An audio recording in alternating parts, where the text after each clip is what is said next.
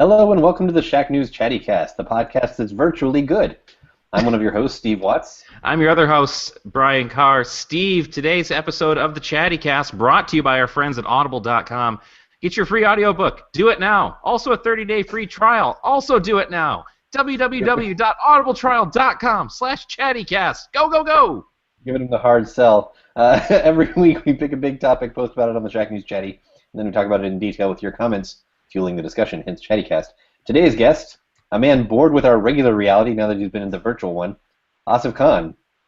Hey guys. How are you, Asif? Good, just struggling with the PC build right now. But, yeah, we can lift the curtain slightly. We're talking about virtual reality today. We talked about it a few times before. It's sort of a different spin on it this time, but that was partly inspired by all of these virtual reality launches, Oculus this week and HTC Vive, I think, next week. So you got your Vive. You're handling some HTC Vive coverage for us. Yeah, and you're building a thing to handle it, basically. I am building. I'm building a monster. Actually, it's got 64 gigs of RAM, the top of the line Intel i7 in it, and like 4.5 terabytes of SSD storage in it. Yeah, yesterday I had a little bit of a snafu when it came to putting the heatsink on. So I had a late night run to Rite Aid to buy some isopropyl alcohol and thermal paste. It's all adventures in PC building. Yeah. Yeah, I'm like, you know what? I miss buying Apple products. Well, once they make that computer that can actually run it, you'll be set to go. Yeah, but before we get to any of that speculative VR talk, first we're going to talk a little bit about what we are playing currently.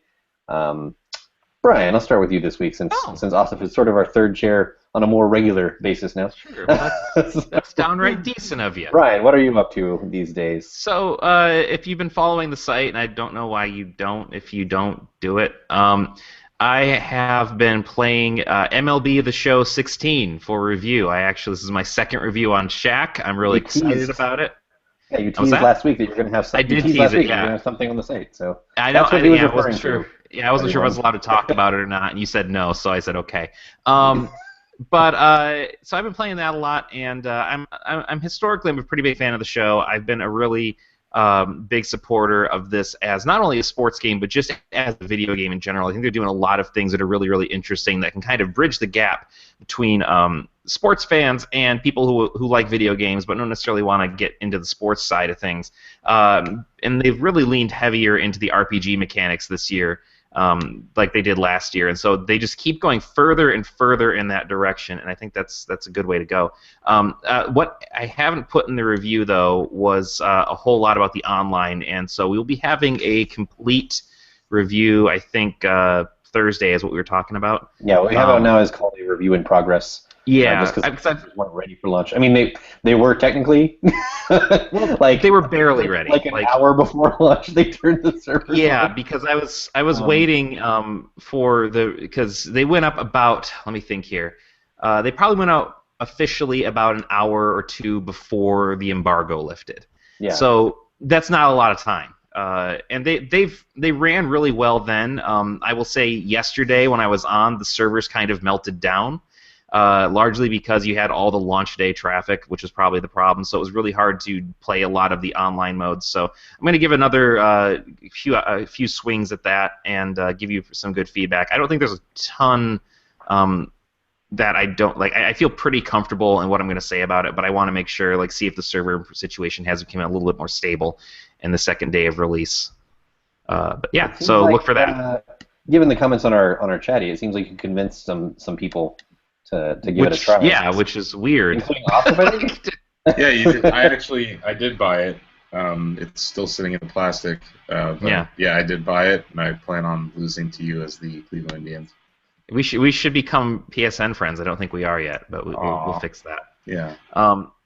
But yeah, it's a real solid game. It's one of those things where it's hard to really know what to say about it because everything it does is pretty well. I will say one thing that bugs me, and this will probably show up in the final version of the review, is that my favorite part of this last Madden that came out was Draft Champions. Draft Champions was a brilliant mode.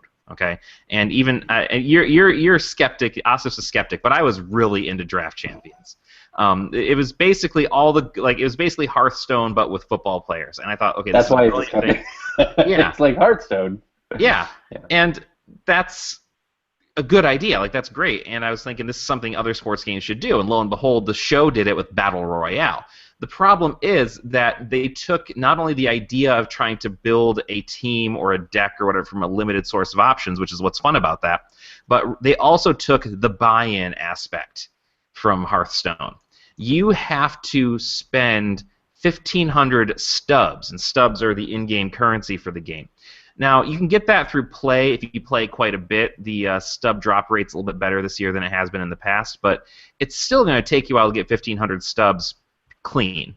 Now, if you want to pay for it, you're looking at about $1.50 to buy into this every time, which is not horrible, but it is, compared to Draft Champions, which was free, this is a big bummer to me.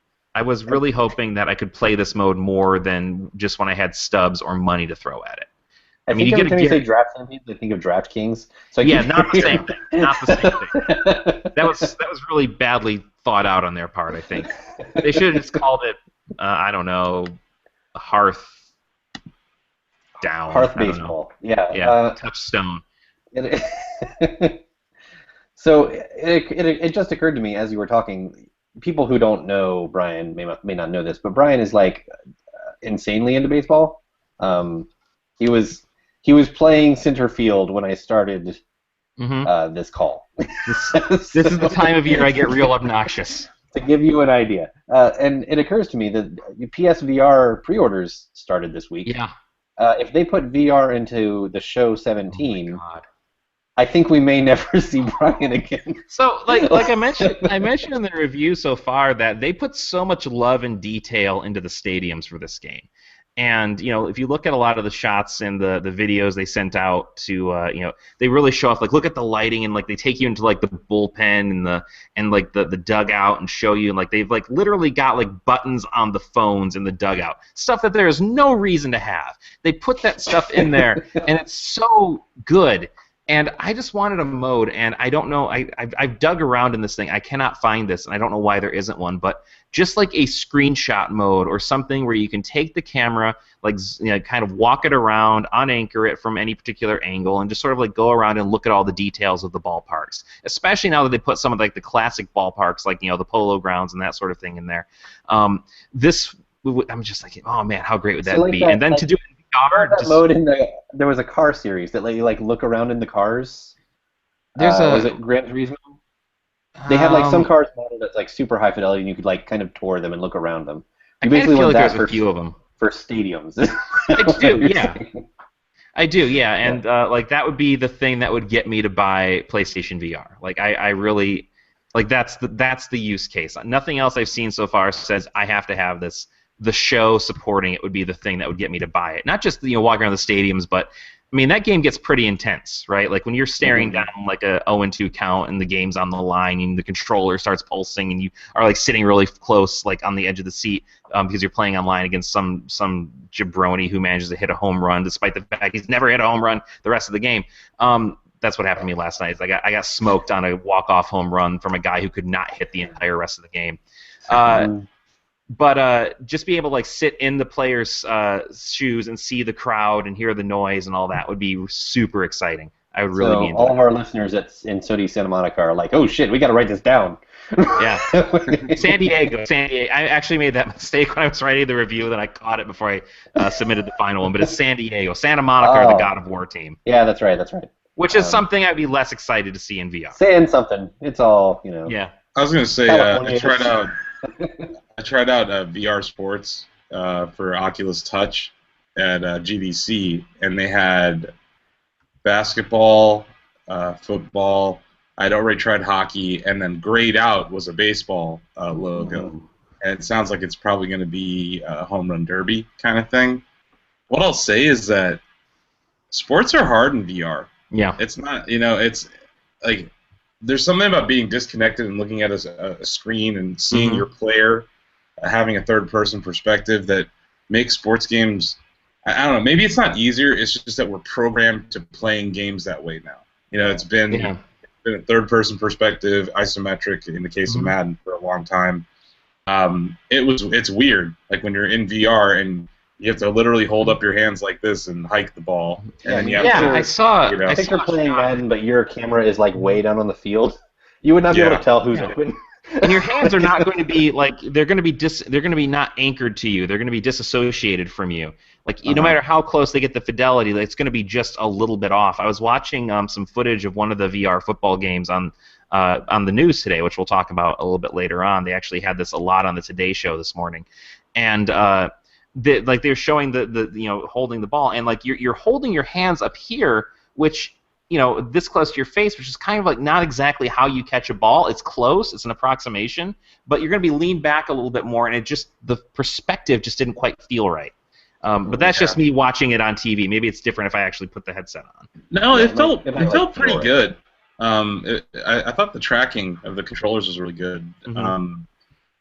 It's just that when you're a quarterback and you got 5 dudes rushing you, you kind of you panic, and it's way harder than when you're looking down at Tom Brady or whoever the quarterback, Matt Stafford, and you're getting blitzed. Yes, they're exactly the same player. They're the same. You know what I mean? Same difference. But yeah, when you look at it and you're like, oh crap, I have to literally make my reads. It's not like, oh, I can just throw the A button. No, you have to look at the guy and then throw it. It's and if you're off by a foot, it's like real life. Where there's no. That was a bad throw. You can lead your pass in Madden and stuff. Like there's all sorts of things that they've done to try to make it more natural. But in this case, it feels like, I don't know if you guys remember Madden for Wii, where you'd want like that to throw it and you could do this to catch it. Kinda, yeah. It's like a much more evolved version of that. But yeah, having it in that perspective, same thing with basketball, same thing with hockey. It just makes it more intense. So I can't imagine like having a 95-mile-an-hour fastball go whizzing by your head. Like I'd probably cry underneath my couch. I'd just be like, no, I'm done. I don't want to play anymore. First time I got sacked, I was like, ah. It's like it's a weird. A full body suit to like knock you over when you get sacked. The other thing is in the basket. No, it was in the football. They actually have tip ball physics, which is really cool. So I tipped the pass up in the air, and I had to jump up to get it. I'm pretty tall. I literally went hands first into the ceiling of the Oculus demo room, which is I'm sure I'm the minority in that most people aren't going to be 6'4" in an Oculus demo room while they're playing these games, but I slammed my hands into the ceiling. And that's another thing where HTC Vive probably would have prevented that because they have those as a chaperone feature that tells you where the bounds of the safe space are. What I'm getting at is that there's a lot of things that will make you think, oh yeah, I'll be in VR forever playing sports, but then once you do it, you're like, I'm tired. Yeah. I'm gonna go sit down now. That was my first thought when I saw that peripheral that I think it got successfully crowdfunded, where it was the low friction surface to walk on, so that when you're running in an FPS, you'd really be running. And I'm like, that sounds exhausting. Like I play like a single level of an FPS and be like, whew, hold on, okay. I'm good. I've seen Greg do the demo of it's called the Virtuix Omni, and it's a omnidirectional slippery surface that you can put on, like, walk on. booty. Yeah. Yeah. The thing is, I wear size 13 shoes. They didn't have size 13 booties for the Omni, so I've never been able to try it. But I watched Greg do it, and the guy was sweating after maybe a 10-minute demo. So it's like, yeah, of course he was. It sounds hard as hell. When you think about like the market for hardcore shooter fans, and then you think of the people who want to jump on a treadmill, that Venn diagram barely intersects. So it's like, I'm not sure. I don't know what they're thinking with that kind of peripheral. Also, what girlfriend or wife's going to be like, sure, buy this multi-$1,000 treadmill that only has one use case? That's where I think full-scale room-based VR makes sense versus whatever walking around on some multi-$1,000 treadmill. Yeah. But yeah, it was funny to watch Greg do it. So, Asif, I'll ask you what you've been playing in a second because I feel like you're your playlist is probably going to be a little more neatly segueing into VR. I do want to throw one more thing. Go ahead. I before I got kind of sidetracked by the show and reviewing it. Not that I'm glad I did. But I also did play some Pokken Tournament, which is like the complete opposite. Yeah. And is that how you pronounce it? I was saying Pokken. Pokemon, Tekken. So Pokken, like I'm poking you. Okay. Yeah, I'm guessing that's how it's pronounced. I never say it in the game. That game's all right. I can see why people might not like it, like Ozzy, for example. But it is a game where you can be a little luchador Pikachu who does the Stone Cold Stunner, and that is enough for me to. Well, I mean, I read. You didn't know that? True or false? The luchador Pikachu is an entirely separate character to select than regular Pikachu. Yes. No. So two things I learned about this. One, any of Luchador Pikachu or Pikachu Libre, as they call her, is in fact a female Pikachu. Oh man, that's amazing. As are all cosplay Pikachus. I did not know this, but I learned it, and you can tell because the tip of their tail is a heart shape. Okay. Huh. I don't know why I felt compelled to share that, but Pokemon biology. Yeah, this is a thing apparently they set up as recently as like Omega Ruby, whatever. And it is a completely separate character. Now, and so I thought that was kind of interesting. But yeah, they're you got Pikachu Libre like throwing German suplexes and stunners and drop kicks, and I'm like, this is enough to sustain me. I feel like I've gotten my money's worth out of this game. Whatever else happens. So that's all I really. You're very easy to please. Put a Lucha Libre. Pikachu in there, and you're just like, yep, I'm good with this. Yeah, it's listen, like that's enough to get me to pay for it. Like I'm there, but it's a neat little fighter. I don't know what the staying power of it is. I hope we get some more characters, but yeah, it's a thing I can definitely see. You're either gonna love it or not like it, and I think I lean more towards I love it, just because it is a slow pitch down the middle to me, honestly. Yeah. I know my nephews are playing it a lot. They're not really, they're young, so they don't really care about intricacies of fighting games and stuff like that. I don't think this game does really either. Yeah, so you know what I mean. Like it's not a game that really services the hardcore fan fighters, but it's something that kids who just want to mash buttons can pick up and have a great time doing. So. Having watched some gameplay though, is it Marvel vs. Capcom like in that like even if you don't really know what you're doing, you can make a lot of cool shit happen? You can wail on buttons and make stuff happen. Like there's basically when I was watching a video, I was like, this looks complicated. Like there's a lot going on right now. There is if you want to get deep into it, and some people already have. Like some members of the fighting game community have like started really digging in and like getting into the systems. Basically, it's it's like a free roaming fighter, and then when you get in close to somebody, you can do a phase shift that turns it into like a two-dimensional Tekken type game.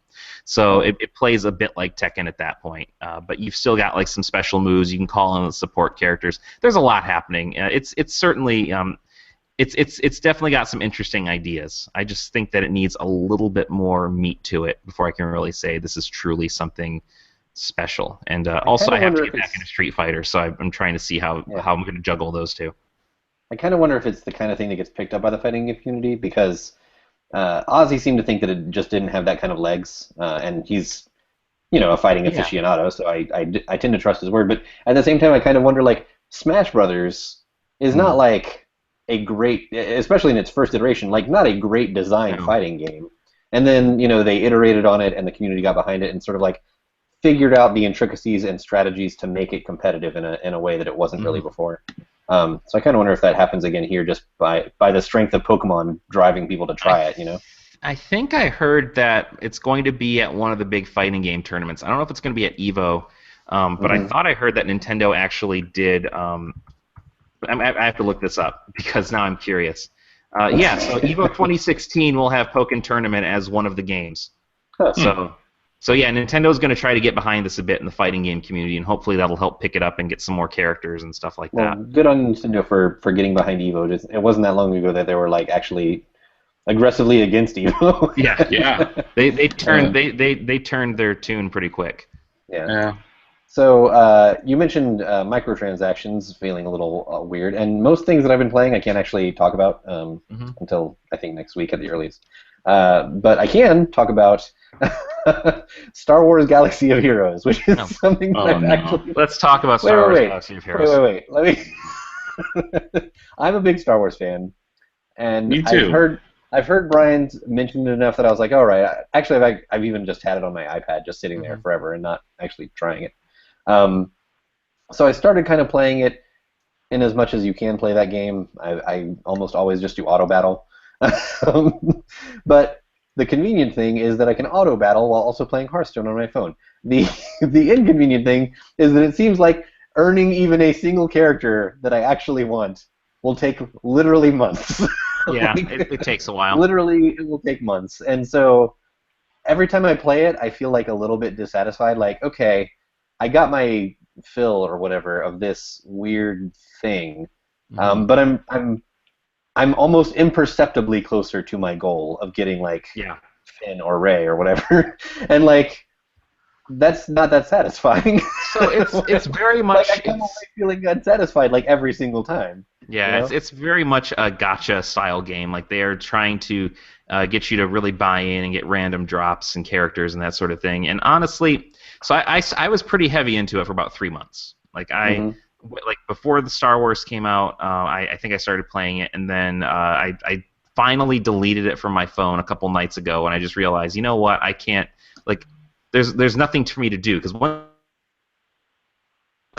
you run out of content. They keep adding stuff, but it's not on a really regular schedule. So like there's no levels for me to go through. There's no story to get through. There's no real anything.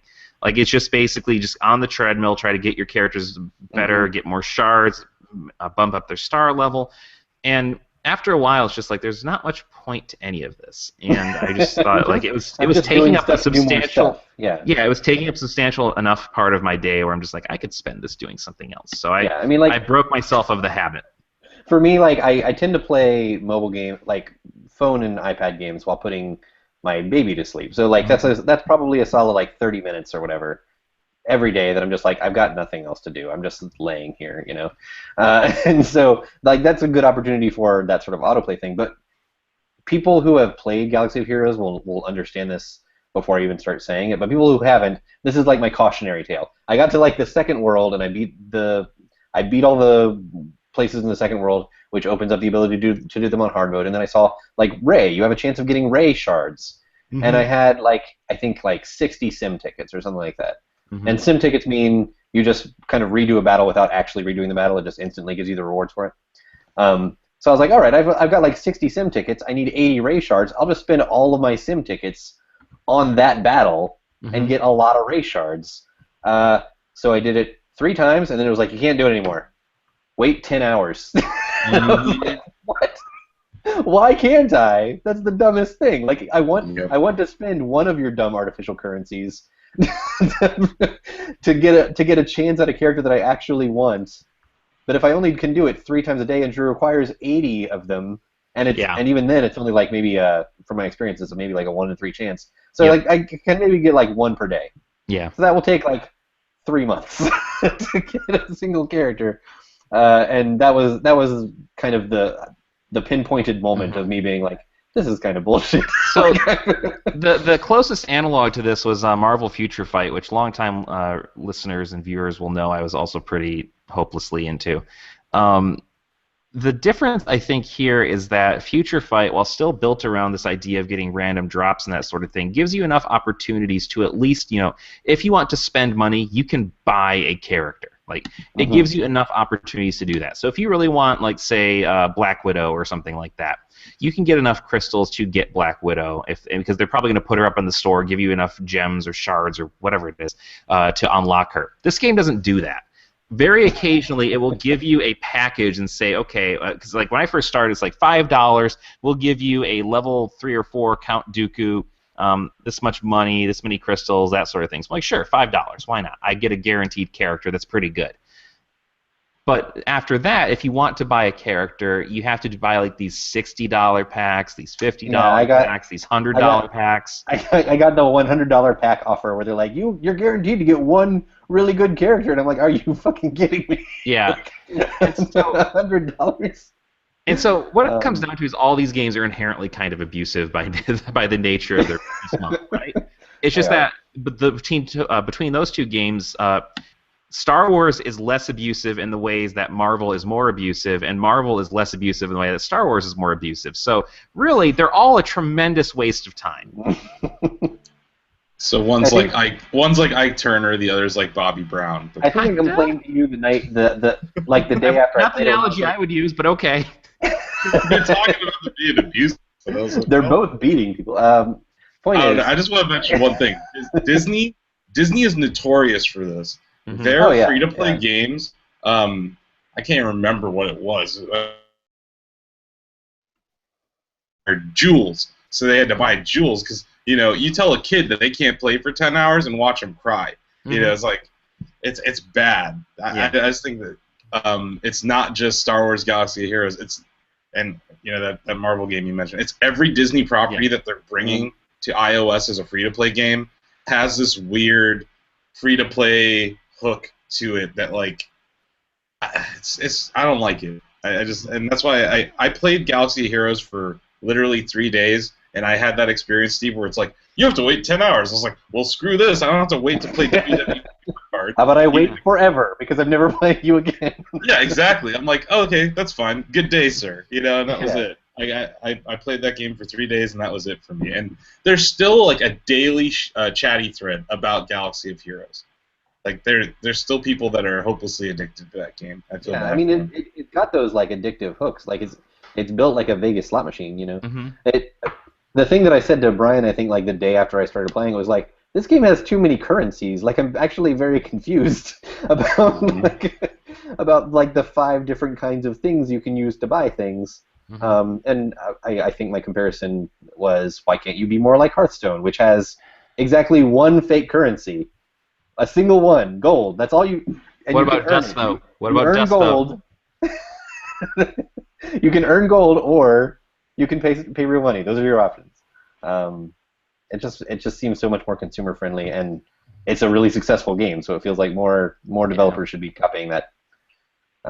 It's weird because there's definitely a market for a turn-based Star Wars RPG. I could see myself getting behind that on a mobile level. It's just, man, once you kind of realize the hours you've sunk into this and the rewards that you have in front of you, I could, I guess, level up my Jedi to get shards to get Yoda, which is okay, but then I still have to get them all up to the certain level. I have to spend more time. They want me to spend more money, but I'm not gonna. And it's a weird. These are weird games inherently. This conversation sounds like it's just crazy people. I can get more shards to buy a new Yoda. It sounds insane. Well, you can only get him through certain events, so it's weird. Oh, okay. We've talked too much about this. Yeah, we really have far too much about this stupid game, but it's really the only thing that I've been playing that I actually can talk about, aside from Hearthstone, which no one wants to hear about. So, Asif, what have you been playing lately? Yeah, kind of the same boat. Can't really talk about a lot of them, but outside of that, I still play GTA Online. That sumo mode is really fun. We had 4 shackers playing it this weekend. It was pretty hilarious. That's basically you're on top of a roof battling each other. Played quite a bit of Rocket League over the last week, getting back into that, getting ready for the next tournament. April 20th, I believe, is when the next Shack tournament is. I sent the artwork over to the Rocket League devs, so we should have our flag sometime this summer in the game. So that's pretty cool. It's serious business. Yeah, no, right? People were really excited about that. I stopped playing the Division, and I think I'm done with that, guys. You're off the junk? Yeah, I don't know. I went to GDC, and when I came back, everyone was ranked 30, and no one wanted to play with me. I was like, oh, okay, fine. It's like Destiny all over again. I remember I went to some event the week after Destiny came out, and then I came back and everyone was ranked higher than me, and no one wanted to play with me. Yeah, I keep abandoning games for other review games, so I'm sort of in the same boat as for Division. I mean, it's not a bad game at all. I enjoy it. It's just that I don't have time for it. And then, I'm going to be playing the Doom closed beta as of today, or as of tomorrow, for the weekend. And then, there's a whole bunch of VR stuff I can't talk about. That's going to be really cool. I got this. I saw the. I probably shouldn't even mention it, but I saw a launch lineup of software, and I was impressed by it. I'll say that much. All right, cool. Yeah. We look forward to hearing more. Yeah, probably next on week. Week's show. Yeah. Yeah, I don't know. Next week. Yeah. I think I can talk in vague terms about some things that I'm playing next week too. So we'll actually have things to talk about next week. It's that season. It's the thing is it's the last week in March, and so this is the everybody who's going to be getting other things for first fiscal quarter in April are under embargo right now. So it's a weird time, is my point. So let's move on to our big topic. This week, after much speculation, punditry, and even a little doomsaying, virtual reality is upon us. The Oculus Rift launched this week. I actually mean launches this week. The HTC Vive is following close behind, and even PSVR opened its pre-orders. I got one. So this is no longer just like some pie-in-the-sky idea or a vague future occurrence. This is modern reality. But we're going to talk about the future. We have talked a lot about these VR devices before. Asif is a VR enthusiast, so when we've had him on, we've talked a lot about VR. But this week we're going to be talking about sort of going to be looking forward again to the pie-in-the-sky future of where all this could take us. There was a thread, this was just sort of inspired by a Chatty user who started a thread on his own, Porcosaurus, basically asking about like the future of VR games. He has some ideas about VR horror games that I can get into, but basically we want to talk about where, now that VR is like a reality, where can it go from here? What kinds of games will be more compelling in VR? What kinds of games and genres would we like to see make that transition? And how soon are we going to get a follow-up to the Rift or the Vive? And what kinds of features would we like to see that follow-up have? So that last one that I read, I think, is an interesting question to start with because it's a hardware launch question. Asif, as somebody who has actually experienced these things at various preview events and such, how soon should there be a follow-up to the Rift or the Vive, and when they do come out with them, what kinds of things are they missing right now? I think that Oculus and Facebook are going to be more likely to move on the next. I talked to Palmer at GDC about it. They're already working on the next iteration of Oculus Rift. Yeah, which should not be surprising or controversial to anyone. Like, of course they are. No, I mean, that's not surprising at all. But their Oculus Rift is missing some things that the HTC Vive has. Right now, the front-facing camera is one of those things. I talked to Palmer about it. He said there's technical reasons why they didn't do it. There's ergonomic reasons why they didn't do it. It really affects the balancing of the HMD. I think Oculus really wanted to make it a lighter device and slightly more affordable than the Vive. Vive and Valve, or HTC and Valve, really were like, how do we make this one of those oh my god experiences, like you'll never forget when you try it?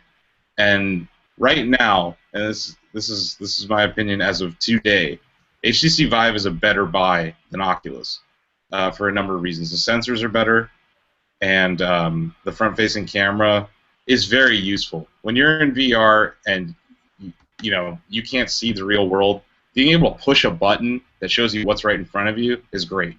That's something that Oculus completely doesn't have. I hammered them about it for like 2 years, asking them, are you going to put a front-facing camera in?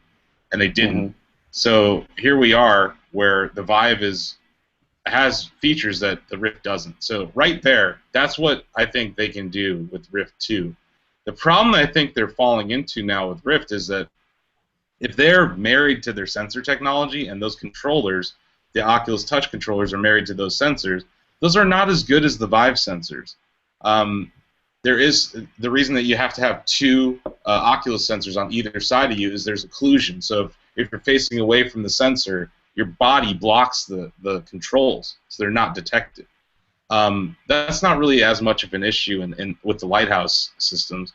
It's just weird. It's like Facebook and Oculus, it seems like they made the Rift almost too planned obsolete, and I think it's more likely that we'll see another Rift in a year. Whereas Vive might be an 18-month cycle or 2-year cycle.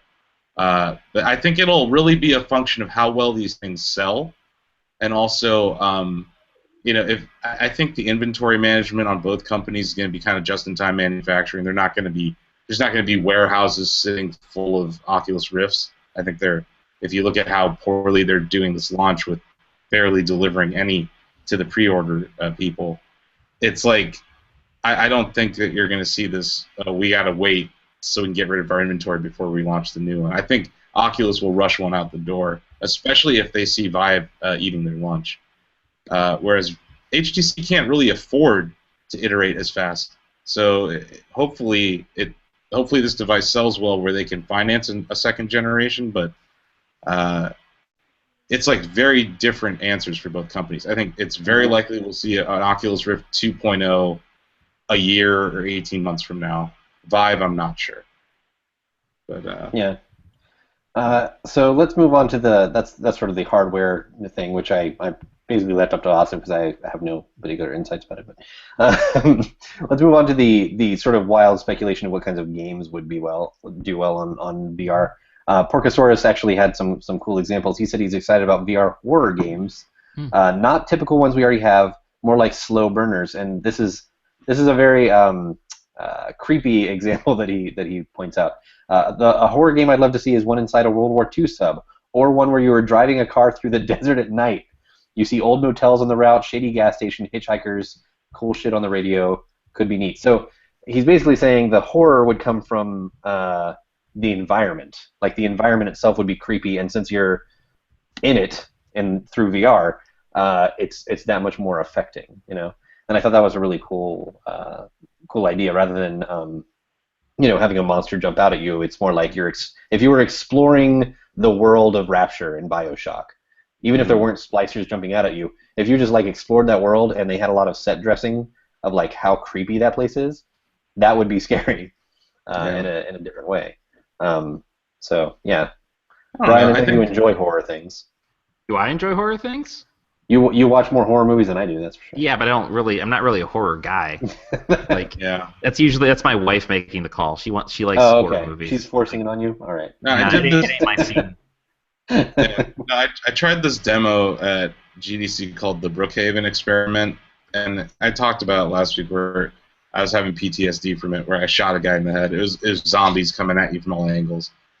It's not really like a horror game, but it's horrifying, and fear, like eliciting fear in people is definitely going to be one of those mechanics used in VR frequently. And Palmer Lucky's come out saying he's very against jump scares.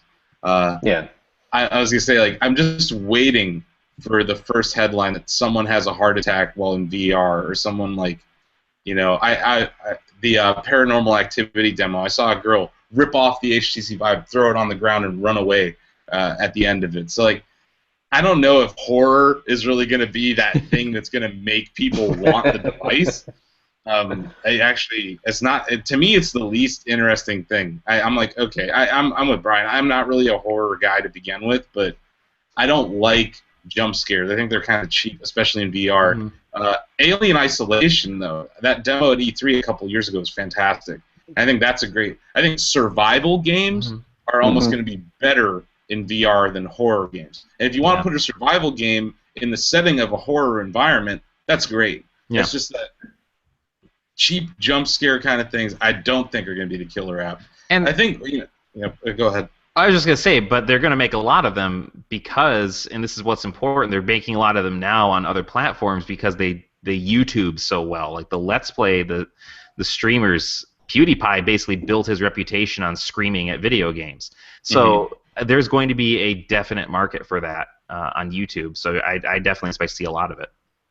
Yeah, and I think you'll see, just like any console launch, you'll see a couple of genres that have a flood of content hit them, but then there's those few people that really figure out, okay, well, this is what people actually want versus this is what we think they want. I think we're at that phase right now where people are still figuring out, let's throw some spaghetti on the wall, see what sticks. And I think there's a lot of people throwing spaghetti at horror environments and stuff, but I think shooters, I think space sims, like Elite Dangerous and Eve Valkyrie, I think both of those are going to be great. And then also, to a lesser extent, just more of those passive experiences where it's almost like you're inside of a virtual reality film. I think those are going to be kind of killer apps because you can tell a story in a different way than you've never been able to before. One example is this game Giant, It takes place, I think you're in like Manhattan or something, and there's some giant, like a literal giant, stomping around outside your house, and you're watching this husband, wife, and their daughter kind of cope with the fact that they're about to die. And it's weird, it's kind of creepy, but you're sitting in the corner watching this family. Those kind of things, I think, will elicit more emotion from people than just a jump scare. Yeah. The storytelling. The other thing that I think, I saw Trapped in Suit mention this. He said a lot of the mainstream reviews are saying the primary focus of these devices will be video games, and it's a neat experience, but it didn't make me want to purchase it. I couldn't disagree more. Steve and I have talked about this in the past, that for VR to be a success, or any technology, it has to be proven as a tool, especially for enterprises. And medical applications and things like that. One thing I saw at GDC, or spoke to a couple HMD manufacturers about, was AutoCAD, and the fact that you'll be able to upload your designs into VR, and then instead of having to have a factory build your prototype for you, you can look at your design, sit in your car in VR. You know, to me, that's going to be that's going to change manufacturing forever. And no one's really talking about that aspect of this, how big this will be for enterprise. So I think that it's short-sighted on the part of a lot of these reviewers that are just looking at VR from it's a game device. It's not. It's so not a game device. It's going to be a communications platform. It's going to be a means of creating, or at least interacting with things that you may have created in 2D space. You know, but yeah, I think it's very short-sighted to just call it a games device. It's kind of funny that you say that, though, because the reaction when Oculus got purchased by Facebook was like, oh no, it's not going to be a game device anymore. You know, and now the reviews are coming out. It's like, it's just a game device. Well, no, what's interesting is that, reviews aside, the actual, and I'm basing this off of what I saw on the Today Show this morning, because we watched the Today Show. The Today Show had a piece on the Oculus Rift, and I think a couple other headsets, but it was mostly focused on the Oculus Rift. And they showed some games. What they were really playing up was the things that it can use, not necessarily an enterprise level, but things like, okay, here's an app that will help you with public speaking. Here's an app that surgeons can use to perform surgery, or like practice how to do a surgical maneuver. Here's an app that will let you go into a shoe store and try on and look at different kinds of shoes and see the price and the color and that sort of thing. That's the kind of, and going on vacations, like virtual vacations and the like. That to me is going to be what sells VR more than just games. Games traditionally are a good driver of the actual technology, in terms of like processing power, graphics, etc. They drive that. But what drives adoption is basically what you're saying, like getting into the hands of somebody who wants to do something with it, not just screw around and play a game. Like the iPad and all the tablets and that sort of thing didn't really take off until we could start showing, okay, we can do work on these things. We can write blogs. We can open up Office documents, whatever. I see this kind of going the same way, that the majority of the excitement around VR, the games are going to be a major part of it, don't get me wrong, but what people are really looking for are those kind of applications, and that's what they're promoting. And it was really surreal to see all of the anchors on the Today Show this morning wearing the headsets after they got back from that segment. Yeah, I bet. So they cut back to the desk, and here's Al Roker and Matt Lauer and everybody looking around with these headsets. Like, you see Al Roker turning around to see something behind him, and Matt Lauer is ranting these delusional fever dreams. There's a man twirling fire in front of me, and if I turn around, there are elephants. This is insane. But all you're seeing is just so I'm imagining somebody who doesn't really know what this technology is about, just be like, what is happening? What is this nightmare so hard box? to demo still. Put on my face. Yeah. No, I think you're highlighting one of the biggest challenges that all HMD makers are going to face, is conveying what the experience is really like.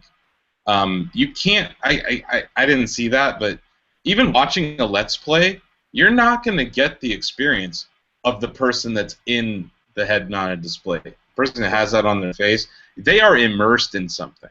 Whereas you're watching someone who's immersed in something react. Yeah. So it's different than watching PewDiePie play Call of Duty on a 2D screen. We all know what that looks like, so we can imagine, okay, this is PewDiePie and he's playing this. But to watch someone in VR when they just have the head-mounted display on it, I don't know if they showed you what was on the screen or if they were just describing it. A lot of the time, Oculus doesn't allow you to show what's on the screen. I don't know. I think it's a huge challenge that neither company has really said what they're going to do about it yet. HTC has this bus that's going around the country and giving people demos, but I think Rift and Vive have this challenge of showing people this is actually what it's like. Because you're right. If you're just watching Matt Lauer rant on TV about fire and stuff, you're like, this is weird. I don't understand what's happening. If the thrill is the immersion, too, it's like that might, even if you could see what's going on screen, you might just be like, okay, so what? Like we talked about horror movies, horror games, and people just kind of recoiling and reacting. If you're just watching it on a little screen next to the cutout of their face, you know, a thing jumps out and it doesn't scare you at all because you're not immersed in it, and they just like freak out, and you're just like, what? Like there'll be like a disconnect, you know. And also, there's no, Oculus has 3D sound. HTC Vive has some games that support 3D sound. So if something's coming from behind you and you're immersed, you're like, holy crap, there's something behind me. But if you're watching someone, you can't hear what they're hearing. It's not the same. I think that's going to be a huge challenge for both companies and for all the other players that are about to enter. So I want to bring up some of these game pitches, basically, that people are making on Chatty. To speed things along, let's just say whether or not we would play it. Because some of these are really, really creative, and I just want to give them credit. Because some of them sound really awesome, and others sound freaking horrible. Like this one from Moho ALD, Mojald. This, like, it's a cool idea. It also sounds like it is engineered to give people a phobia that they do not have yet. He said he wants an air disaster simulator. You pick an air disaster, pick the passenger seat, see how it goes. It already exists. Maybe you're sitting in your seat for an hour before the engine's cut out. Maybe the skin of the plane just rips off, and then you flip the coin. You flip a coin. Basically, 9 times out of 10, it's an air disaster. The other one time it's a normal flight. So you might just like go through the entire time in the air in real time. He says. This already exists with nothing happening. I've done this demo. This already exists. That sounds horrible, though. It was so bad. It's horrible. I don't recommend it. You have to. It's a flight. It's like a plane crash simulator, and it's basically it's a training thing. That's the thing. I would not do that. I'm not a nervous flyer, but I feel like I would be. You literally have to get on the plane. You have to walk by this person. You have to go find your seat. You have to put your seatbelt on, and then it flashes forward to when the engine blows up outside your window. You have to unbuckle. You have to take the crash position. You slam into the water, and then you have to unbuckle your seatbelt. And like, there's all these little things. If you do one thing wrong, you die. And then there's like, oh, don't go to the back of the plane because it's flooding. So then you go to the back, and you're like, oh crap, I have to go all the way back to the front. It was the dumbest demo I've ever done. I don't want any of that. Yeah, it's a horrible idea. None of us want to do this. That's what I'm saying. Not only is that a terrible idea, but it's been done, and it was horrible. So Porcosaurus said he likes that idea. So to say nothing of the judgment of Air Disaster Simulator, it actually seems to have inspired another idea, which I think is actually pretty cool. So in this thread, Porcosaurus suggested, I think of one where there is a crime or an event in the city, and you have to figure it out in 15 minutes. But the catch is you replay the same 15 minutes from different people randomly. So there's a city, it's populated with NPCs. You're basically you're jumping from person to person. So 1 minute you're selling hot dogs, and then you go back 15 minutes, and now you're a traffic cop, and you just keep doing that over and over again until you can stop whatever the thing is. That sounds pretty cool. I would play that. Huh? I mean, it's okay. I mean, it doesn't sound. That sounds. It's that movie Vantage Point, but it's. It sounds way better than that. Anything sounds better than the flight disaster thing. Yeah, like airplane. I have to look at what it is, but I have it on my computer. It's the worst demo I've ever done. I streamed it. Somebody's going to be really into it. That's the weird thing. Like, somebody's going to be really excited. Really into crashing planes. I don't know. Maybe we can get a car accident simulator. Maybe we can just do like an industrial hazard simulator. What's it like to look up at your own chest? Let's find out. The thing about that plane crash simulator, it was done by a school, and it was a training thing. Mm-hmm. So I think one aspect of this is that there's going to be educational apps. Yeah. One great one, I think Joe did a Let's Play of it, was that moon landing, which is super cool. You basically had by the government. Yeah, it was. Yeah, NASA basically took you into outer space, taught you about the Apollo missions. That's cool. I think that the cool. things where you can do educational training in VR, I think that's going to be huge. But yeah, for every one of those, you get 10 airplane disaster simulators. But no, that's a horrible idea. So Nerds Beware, completely away from the horrible idea. Nerds Beware came up with a good point. He says adventure games could be something really cool. In most adventure games, we are playing a character, we see the character on screen, but then we create our own version of that character. You heard this in Walking Dead. Miley would do this. So he suggests having a first-person adventure game in VR where you are the main character making the dialogue choices. So it is, kind of more personalized. Would it be something that you're actually like speaking and then the game recognizes basic commands? Or? That sounds much harder. He says making dialogue choices, so I assume it's more. Because I feel like that's important for immersion. Yeah, I agree. I tried a demo. It wasn't a game. It was almost like a proof of concept. I don't know if you guys heard about it. It's called Gary the Seagull, and imagine Clippy, right, from Microsoft Office, but now he's a seagull and you're on the beach. And instead of helping you make Word documents like resumes and stuff, all that Gary wants to do is eat food from your picnic basket. So he keeps trying to get you to look over there, and then every time you look back, he's eating food out of your picnic basket. But he responded to your voice. So he's like, hey, what's your name? Or, if you lean in too close, he gets scared. I think that's where VR gets tied up with a lot of other technologies that aren't necessarily VR related, like voice recognition and smart AI and things like that. But I think what's the concept that you guys are mentioning is like, we have Siri now, and Siri's our digital assistant on our phone, and like I mentioned, Clippy. There needs to be some kind of VR assistant, and even in other apps. And I was talking to the devs on Gary the Seagull. They're like, this is more of a proof of concept that, let's talk about that AutoCAD thing again. Let's say that you created an app for AutoCAD just for people who make cars. So when you go to look at your car, there's like a virtual car dealer there talking to you about the car, and you could actually interact with them. So I do think that stuff is there. I think when it comes to a game, especially an adventure game, a character like Gordon Freeman who doesn't talk would probably lend better to VR than someone who does talk, because I think it's going to be weird if the game has someone talk when you're not talking. I think that's going to be a weird feeling. Yeah, that could be weird. And I mean, you could always make it so that like the choices that you're making are dependent more on your actions than your statements. But even that, how do you choose to pick up a thing or not to pick up a thing, or whatever? Like, how do you choose to show those choices? You know what I'm saying? Like, how would you display that UI? That could break the immersion right there. It's like, what do you want to say? This, press A. Do you want to say this, press B? Like, that is not natural. You don't experience that in real life. So I think that's going to be a huge challenge. But from what I'm seeing, no one's doing that. It's not going to be dialogue based. It's going to just be like, you're the guy, you're kind of that silent hero, and then a couple of demos I've seen there are more like Gary.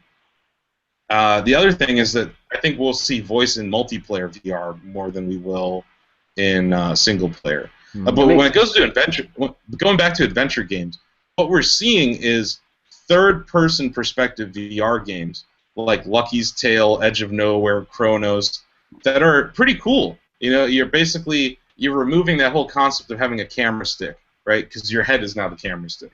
So that frees up an analog for something else to do. But those games are not a whole lot different than Uncharted or whatever other third-person game, or Mario, right? Like, okay, yeah, it's cool that you're in VR, and Edge of Nowhere did a really good job of, like, there's a scene where you're getting chased so you can look backwards while you're running forwards and stuff. There's some things that I think will lend to the adventure genre, but the idea of speech in VR, I think, is something that, going forward, that will be a challenge. But from what I'm seeing right now, devs are just completely avoiding it. Yeah. So they don't. When you talk about AutoCAD and having some sort of voiced assistant, all I think of is Iron Man and telling. That's exactly what I was thinking. Telling Jarvis to fabricate a thing after you make an AutoCAD. No, and I think that's where we're headed. Is that we're going to have these VR assistants that are going to be a different user interface for us, a more natural user interface that makes us feel more immersed, even though we're in some virtual world looking at something that doesn't exist. We're going to have a guy there, or a girl there, or a robot there, or Rosie from the Jetsons, whoever you want, and they'll be able to interact with you in a way to make it feel more natural. Because I think that's going to be a challenge that'll break immersion, is how we deal with how you interact with the virtual world. You know, if you make it, and this is where I think Oculus really dropped the ball with launching with a stupid Xbox controller, is that talk about breaking immersion. When you look down at your controller and you can't see it, you already lost me. You know, and that's where Vive has them beat, and that's where Oculus Touch is really going to help them. It's just like, I don't get why they couldn't.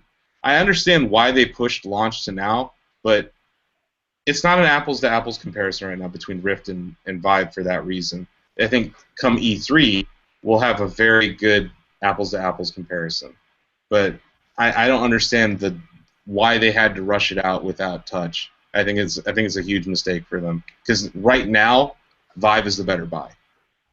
So to bring up, just one more game really. I need to move towards the end here. Well, somebody said things like Second Life, which I don't even know how to feel about that suggestion. But Crummy and Z suggested sandboxes, not like GTA, but more like Anthill Simulator or Molyneux like God Sims of a village or an aquarium. My brain immediately goes to Black and White, but you're just like stomping around, which I think sounds pretty fun. I would play that. But yeah, things that you can play with perspective, like a lot of VR games seem like, you are a normal size, more or less a normal sized person in this normal sized world.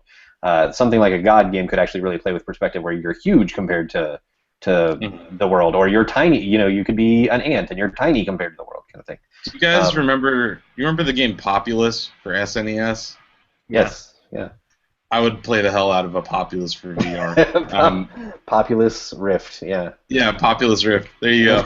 But no, I just think I think he's dead on. Sandbox games. I love sandbox games. I'm a big kid, so I love sandbox games. But I did try a demo, two years ago at Oculus Connect. That was kind of like Minecraft at the time. I think the what we're going to see is Minecraft will be that game for now. It's going to be a open world, fun, sandboxy kind of thing. It takes a lot of money to develop a game the scope of GTA, and it's simply not worth it to put that exclusively in VR right now. You know, because there's not going to be that many units. Like, I don't know how many copies of GTA 5 have been sold, but it's probably like 10 or 15 or 30 orders of magnitude larger than however many Rifts will ship. So I feel like that's going to be the challenge of getting a really good immersive kind of game. But yeah, you could get something like Populous, or you could get something like Minecraft, even Minecraft is taking a long time to develop for it. But yeah, I do think that'll be a genre that works, because people just like sandboxes and they like having fun. Yeah. You know, so if you do a good job, Minecraft was one of the first things that people started talking about. So yeah, I mean that's what Carmack has been working on for the last year, is porting Minecraft over to Rift. So yeah, so we're going to move on to we're going to move on to newsy bits in our game here. But first, a word from Brian about our sponsor this week. All right, you guys aren't going to believe this, but Audible.com. Okay. What? I know, that's not even the exciting part. Audible.com, sponsors of the Shack News Chattycast that you are watching and or listening to right now, depending on when you're watching and or listening to this, is offering you, that's right, you, a free audiobook download. Yeah, you, anybody.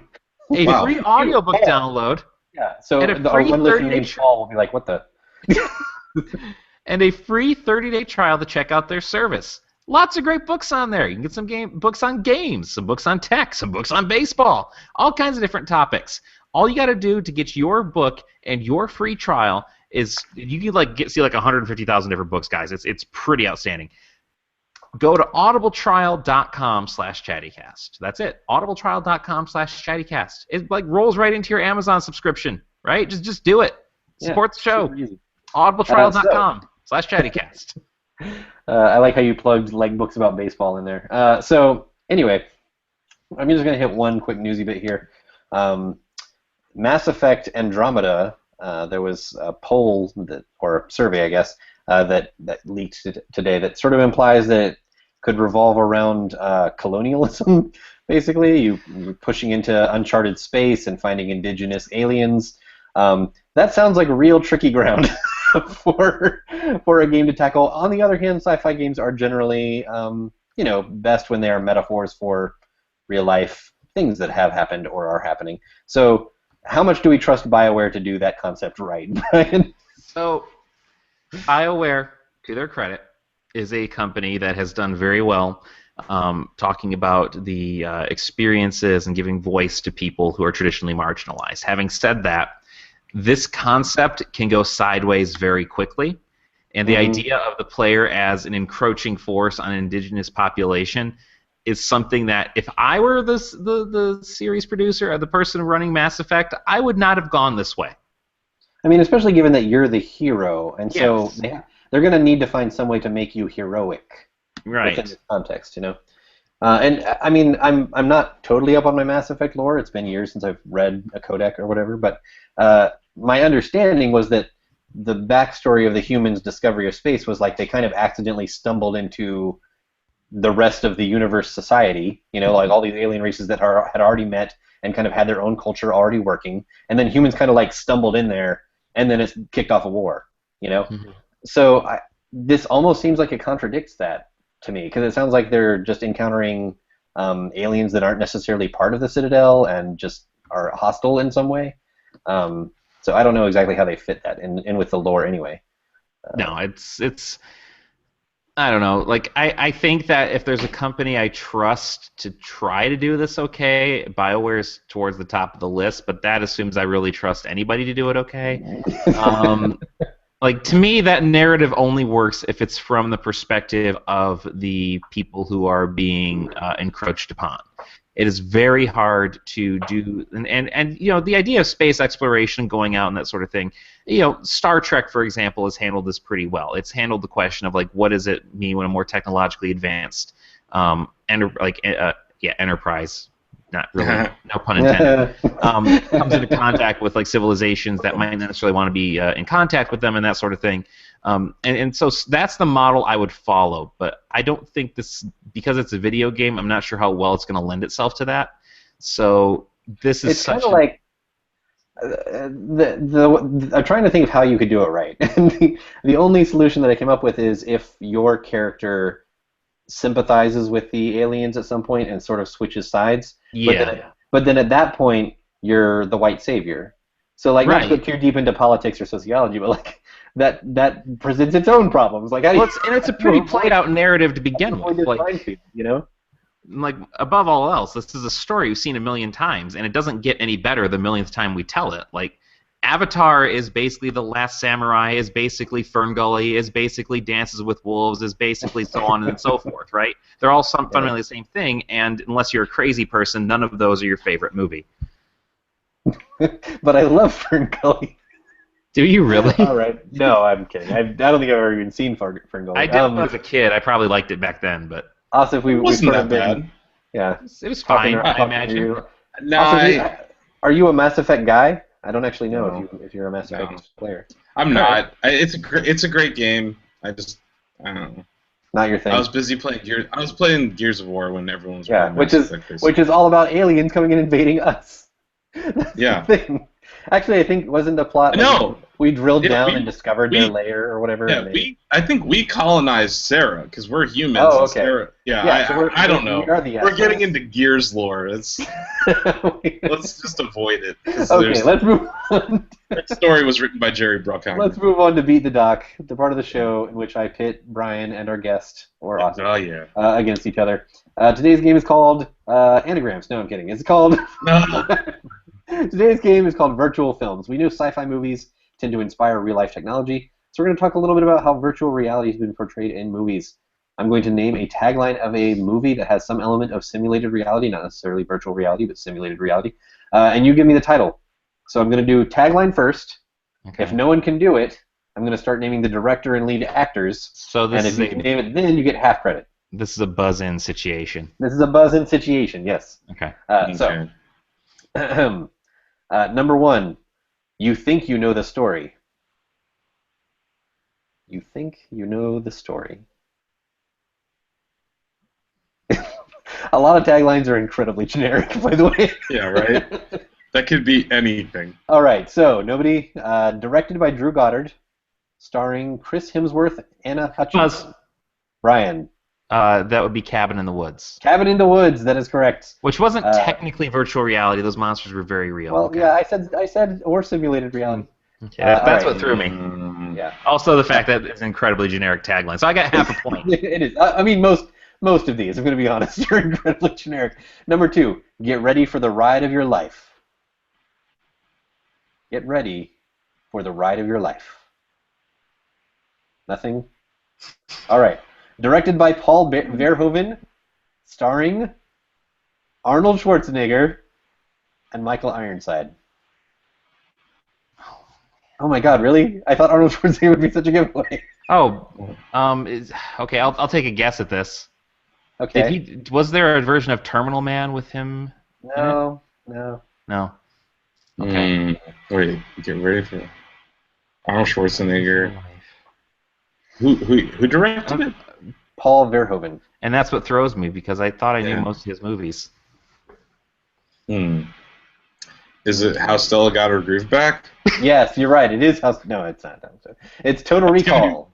Oh. What? Oh my God! I feel like an idiot now. God! Okay. I'm so mad at myself. What does that even have to do with... That tagline has nothing to do with that movie. No, it really doesn't. Get ready for the ride of your life. All right. Number 3. Make every second count. Make every second count.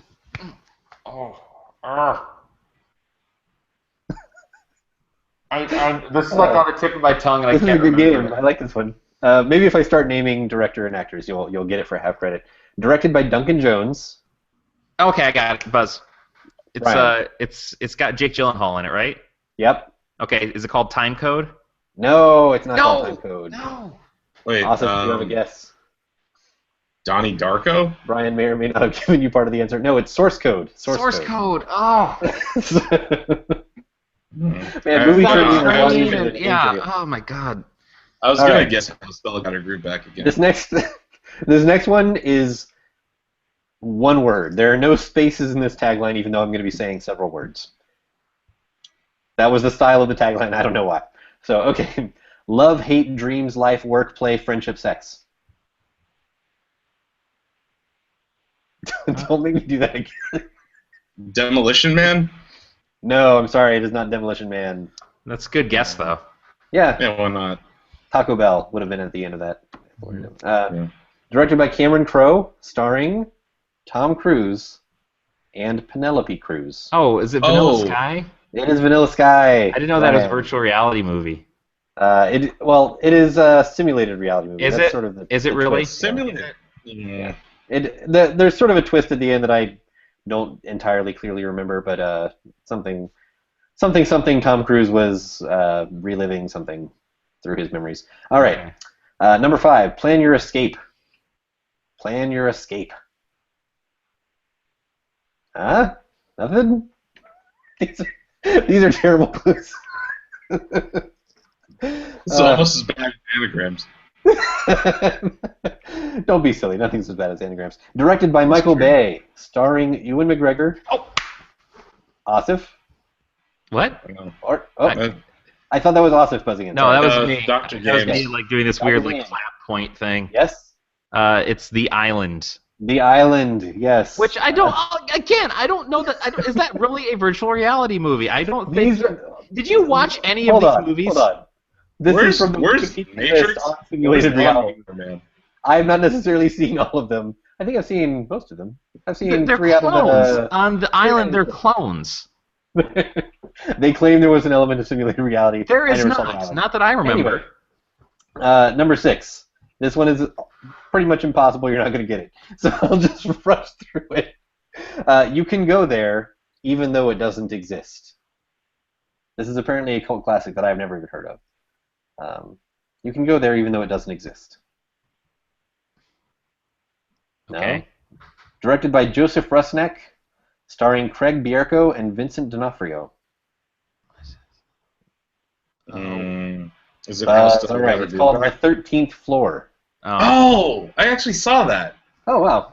I was thinking like Virtuosity, which is like that one where it's like Russell Crowe eats glass. Is it Russell Crowe? I can't remember, but 13th Floor wasn't that bad of a movie, that sounds actually. awful. In preparation for this segment, I didn't actually use it because it's sort of the title of our episode, and I thought it would be too obvious. But I looked up the plot for Lawnmower Man, which is weird. It's like I've never seen Lawnmower Man because, as mentioned, I do not really watch horror movies. But that movie sounds freaking weird. And then I don't know. Out of curiosity, I read about what the plot of the original Stephen King short story was. That it was, very loosely based on, and that was even weirder. Something about the Greek god Pan and a sacrifice. It seems like the movie had absolutely nothing to do with the story. So yeah, there you go. That's the game. Brian wins. Wait, so you left the Matrix out of this? You left the Matrix. That's too obvious. Come on, it's the most famous. You're being softball here, man. I feel like Brian might have buzzed in before you if I mentioned the Matrix. So, because Virtuosity is good, okay. Demolition Man, Demolition Man is literally there is virtual reality in the plot. Yeah. They have sex in virtual reality in that universe. Oh yeah, that's right. Was that yeah? Johnny Mnemonic. I vaguely remember. Yeah, Johnny Mnemonic. If you named things that actually have virtual reality. Keanu Reeves. Yeah. John. The Lake House. The Lake House is all about virtual reality. Anyway. He did do a run of virtual reality movies there, didn't he? Yeah, he did. That was all the rage in the late '90s. Was virtual reality things. All right. Anyway, Scanner Darkly, I think, has some virtual reality-ish stuff in it. Yeah, it did. I don't remember that at all. That movie's all right. Yeah. One of my friends actually worked on that film. You know what you need to do, Brian, is go into the Wikipedia entry for virtual reality. You should have contacted me first. You should have talked to us, and we would have told you, and then you could ask us which movies we told you about. Yeah. That would somewhat break the game, but yeah. No, you know how Scanner Darkly was rotoscoped? Yeah. Yeah. One of my friends did a lot of the rotoscope work on that. Oh, that's cool. Neat. Yeah. That was like the standout feature of that movie. Did they ever do like a Neuromancer movie? Because it seems like they should have made a Neuromancer movie. Yeah. I don't think so. Like for some reason, Willie Gibson hasn't really been adapted much. And since I like to take us off the rails, Waking Life was a great movie, by the way. I'm aware. I don't think I saw that one. Both of you should watch it. It's great. So yeah, and that's the show. All of our listeners too. Yep. I'm going to give us time for some quick pitches. Asif, I know you're working on various coverage types for us, and also you're shelling up Greg's videos nowadays. But various coverage types. I've been Shaq News janitor for about 2 weeks now. Things are going pretty smoothly there. We got some announcements next week, and then do Mercury. It's $5 a month. Ad-free Shaq News experience helps keep the site going, and also go watch how Stella got her groove back if you want to learn more about VR. If you want to know how Stella did get her groove back, that's the prime resource. Brian, it was VR. You know, it was kind of another weird movie for the time, but was not that bad. Was the Schwarzenegger movie Collateral Damage? It was all right. I don't even remember. What was that? He's like a firefighter, and like his kids his like family's killed in a terrorist attack, and then he all I remember is like he kills the bad guy by like hacking open this gas line with his axe, and then it explodes and kills the bad guy. I don't remember much about that movie. I think he adopts another little kid or something like that. I think there was a string of eight years in the '90s when Arnold Schwarzenegger played just a regular Joe who lives on whatever Main Street, USA, who is also gigantic and has an Austrian accent. What was actually a pretty good movie was The Sixth Day. That was actually a solid Schwarzenegger movie. I saw some of End of Days. End of Days was okay. Wait. He did 2 religious end times movies? No, The Sixth Day was like Sixth Day was about clones. Yeah. Oh, okay.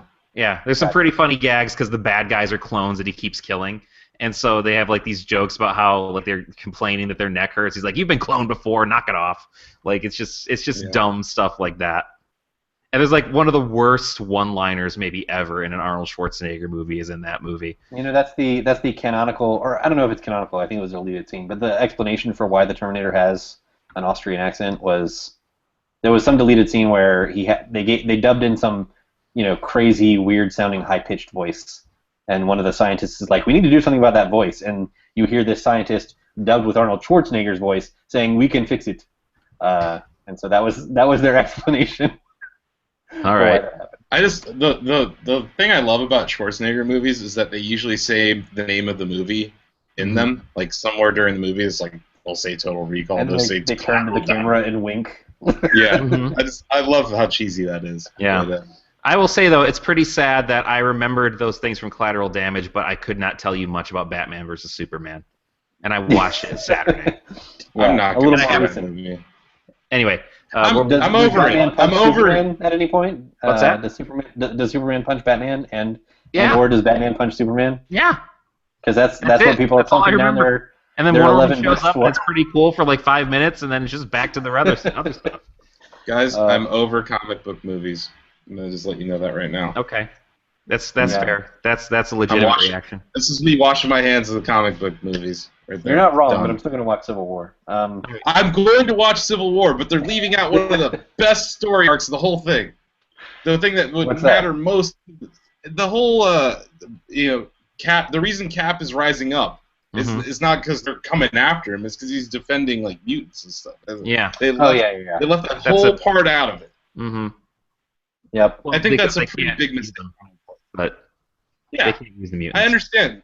I understand they can't. There's licensing issues, but when there's a massive thing that applies to present-day America, like there's a huge correlation between that story arc and what's going on with privacy in America, like, and they just leave it out because it's Disney. That bothers me, especially when that is like one of the best comic book arcs like ever.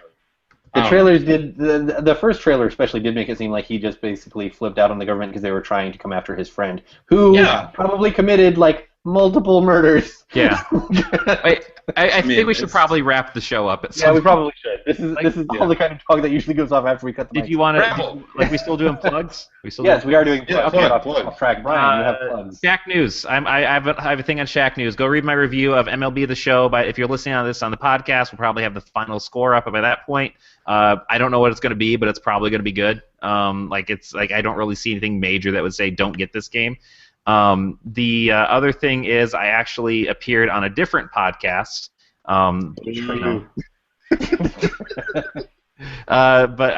You'll know if you'll notice if you go listen to it, I actually plugged the Chattycast on there too. I actually started listening to it. Yeah, if you go to iTunes and it's the podcast Psychology and Stuff, it is put on by the chair of the psychology department here. He had me on to talk about, superheroes, weirdly enough. And so we talk about the psychology and different aspects of superheroes, and it's a pretty interesting discussion, I think. There's a lot of stuff I wanted to get to. We didn't have time to, so he says we're probably going to do another one. But that's Psychology and Stuff. I'm on the most recent episode of that. Yeah. And you can follow them at Psych and Stuff on Twitter. Yes, that's right. Psych and Stuff. So there you go. So that's the show. We do have some announcements coming up, maybe later this week, maybe early next week, about things going on at the site. So keep an eye on the site in the near future.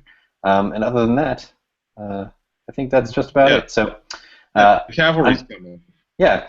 We called in reinforcements. So until then, for OsivCon, I'm Steve Watts. And I am Brian Carr. And we'll see you on Chatty.